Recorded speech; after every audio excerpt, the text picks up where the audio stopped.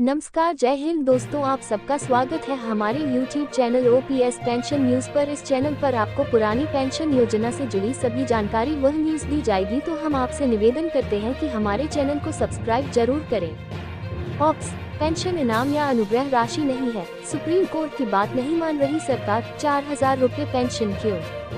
केंद्रीय बजट सरकारी कर्मचारियों और पेंशन भोगियों की उम्मीदों तक पहुँचने में विफल रहा है। सर्वोच्च न्यायालय ने स्पष्ट रूप से फैसला सुनाया है कि पेंशन कोई इनाम नहीं है। पेंशन कोई ऐसी चीज नहीं है जो नियोक्ता की इच्छा के अनुसार दी जाती है। केंद्रीय बजट में वित्त मंत्री निर्मला सीतारमण ने एनपीएस सुधार की बात कही है। उन्होंने पुरानी पेंशन का जिक्र नहीं किया। संसद में पूछे गए एक सवाल के जवाब में वित्त राज्य मंत्री पंकज चौधरी ने कहा, कर्मचारियों के लिए पुरानी पेंशन बहाली का कोई प्रस्ताव केंद्र सरकार के विचाराधीन नहीं है। सरकार वेतन और पेंशन में संशोधन के लिए 8वें वेतन आयोग के गठन की दिशा में किसी प्रस्ताव पर विचार नहीं कर रही। इससे एक बात तो स्पष्ट हो गई है कि अब सरकार ओपीएस बहाल नहीं करेगी। एआईडीएफ के महासचिव और एआईटीयूसी के राष्ट्रीय सचिव श्री कुमार का कहना है, केंद्रीय बजट सरकारी कर्मचारियों और पेंशन भोगियों की उम्मीदों तक पहुंचने में विफल रहा है। सर्वोच्च न्यायालय ने स्पष्ट रूप से फैसला सुनाया है कि पेंशन कोई इनाम नहीं है, पेंशन कोई अनुग्रह राशि नहीं है, पेंशन कोई ऐसी चीज नहीं है जो नियोक्ता की इच्छा के अनुसार दी जाती है। ये प्रत्येक सरकारी कर्मचारी का मौलिक अधिकार है। सरकार जिससे आदर्श नियोक्ता बनने की उम्मीद की जाती है, अब सुप्रीम कोर्ट के फैसले का भी सम्मान नहीं कर रही है। एनपीएस में संशोधन पर ही बात श्री कुमार ने कहा, जब केंद्र और राज्य सरकार के कर्मचारी पुरानी पेंशन योजना की बहाली के लिए संघर्ष कर रहे हैं, तब वित्त मंत्री ने बजट में सरकारी कर्मचारियों से संबंधित ओपीएस को लेकर कोई घोषणा नहीं की है। उन्होंने एकमात्र घोषणा एनपीएस में किए जाने वाले संशोधन के बारे में की है। इनकम टैक्स में भी कोई खास राहत नहीं दी गई है।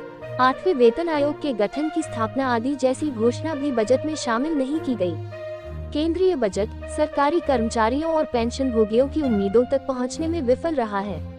बजट से सरकारी कर्मचारी ही नहीं, पूरा कर्मचारी वर्ग और उनकी ट्रेड यूनियनें भी पूरी तरह निराश हैं। विज्ञापन सरकार के लिए यही कार्यबल जुटाता है राजस्व। एक बात जो सरकार आराम से भूल जाती है वही है कि देश का कार्यबल धन का निर्माता है।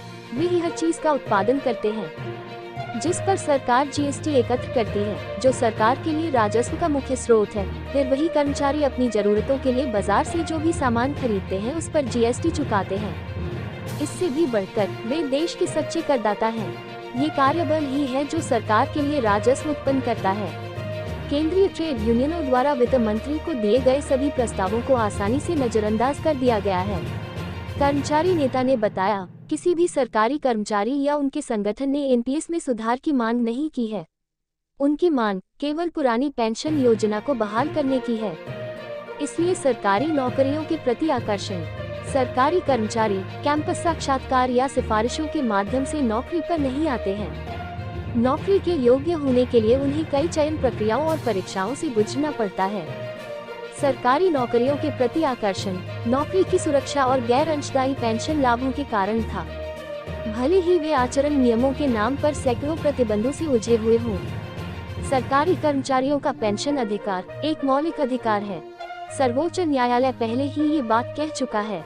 एनपीएस कर्मचारियों को सेवानिवृत्ति के बाद अपने सेवा काल की संचित बचत का 40% हिस्सा पीएफआरडीए के पास रखना होता है। उससे उन्हें 2-4 हजार रुपए की मामूली पेंशन मिलती है। खासतौर पर ग्रुप सी के कर्मचारी जिनकी संख्या सरकार में अधिक है, उन्हें एनपीएस में 2,000 से 4,000 रुपए की पेंशन मिलती है।